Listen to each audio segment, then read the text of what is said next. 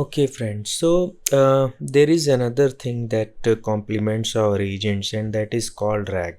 And RAG is something that we can use independently, like without our agents. And with agents, it becomes more powerful. And let's see what is RAG now. Model doesn't know your stuff. An LLM only knows two things: it's training data and what's in the context window right now, right? You have seen that. So model is trained on some data, and that becomes a model, right?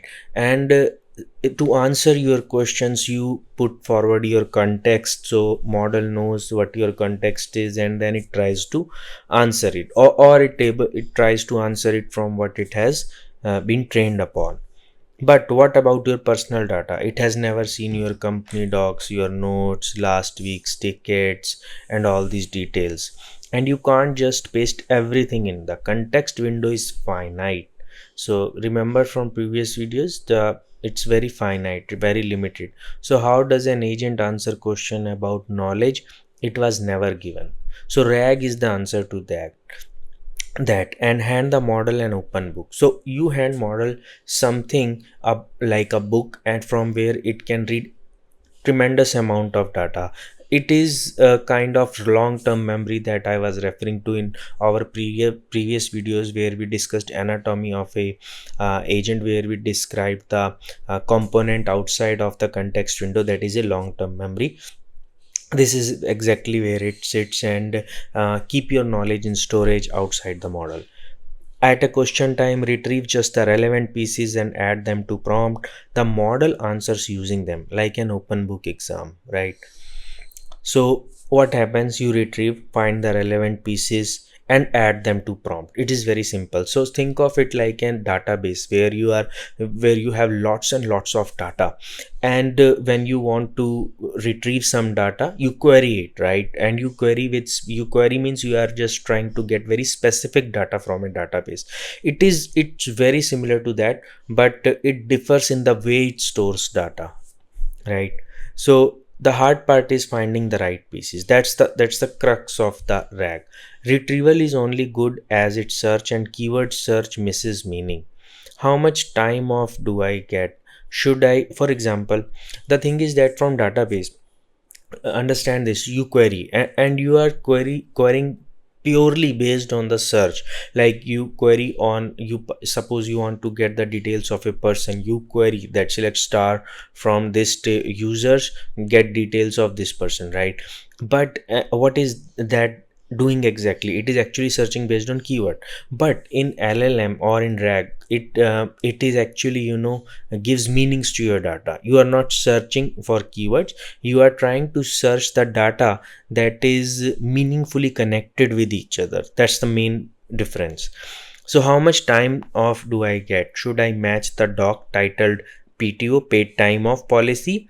But they share no words. We need search by meaning, not exact words. That is what embeddings give us. For example, you search a keyword time off, right? But suppose in your database, the data that you have stored, it is stored as PTO, that is paid time off. Then it will not be able to find anything, right? So what should we do? Search by meaning. So when someone searches time off, then it should definitely be able to fetch the documents that has paid time off. So it should be able to relate these two words. So we will understand that is what RAG does. It stores this data collectively, which has same meanings. So embeddings basically turn meaning into location. So RAG is something that stores data in the form of numbers, that are vector embeddings. So embeddings model turn text into a vector and a point in space. And how it is turned? It is turned by the use of model only. You generate these embeddings by using a model that converts your text to vector embeddings. So PTO, vacation days, time off cluster together, right? Even with no shared word. So even though these keywords don't match, but they hold the same meaning. So they are collected together. So see the diagram on the right side, there is a PTO, there is a vacation and time off. So when you write the data into the vector store, then you collect, or you write it in such a way that they share same space, they share next to each other space, right? Whereas words which has meanings like parking, office, wi-fi, expenses, they also reside in the database, but they have but they are separated, or they are separate, they are far from each other because they are unrelated, right? So similar type of data is stored together, so that when you have a question on the PTO policies, it is retrieved together. So find the nearest points, embed the question the same way it becomes a point two. So the question also is first converted into embeddings, and then there is a search embedding to embedding. So earlier we used to have a search based on keyword, whereas in this database the search is also based on the embeddings. So for a question also, first the AI model generates an embedding, and then that embedding is searched in the database. Those nearest chunks are what we retrieve, that is semantic search. So the days of thing we are trying to search, we will get all the data related to PTO, vacation, time off, right? And this is what we want. So suppose we have a database and we have lots of full companies documentation stored in that database, PDF files, text files, and pages, confluence pages, and much more.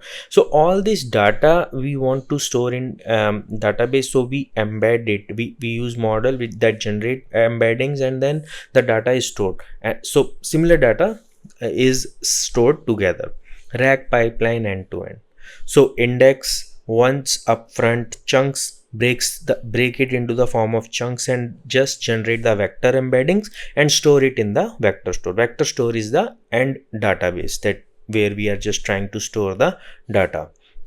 Now when some user prompts, so user prompts a question or goal, it generate embeddings again, and then search that embeddings into the vector store and tries to fetch only the relevant information, so that it can present that only little information into the context and present it to the LLM model for a final answer, right?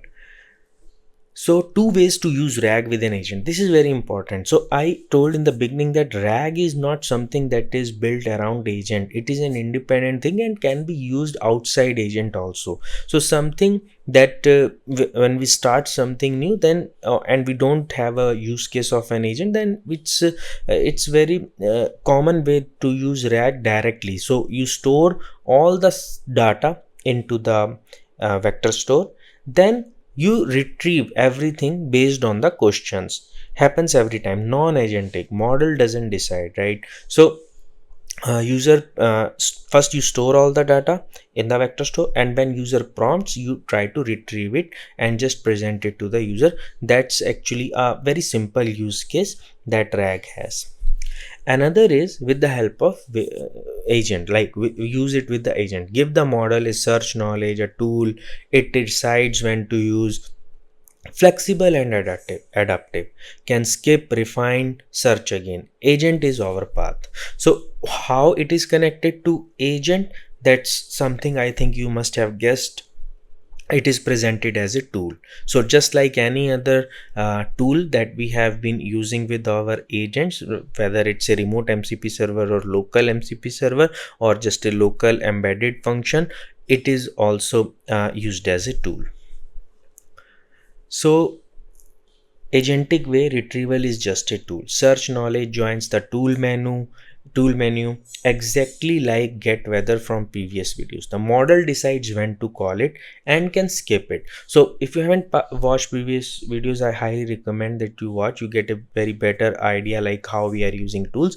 And just as a tool, we will also attach the metadata of the RAG to our agent, so that agent is now aware that I have another tool that is called RAG, and I can search it in the vector store also. Instead of directly calling functions to get the answer, I have now another option to get the answers, right? So it can combine retrieval with other tools, search the docs, then calculate or call an API. The description tells the model what's in the knowledge base, so write it well.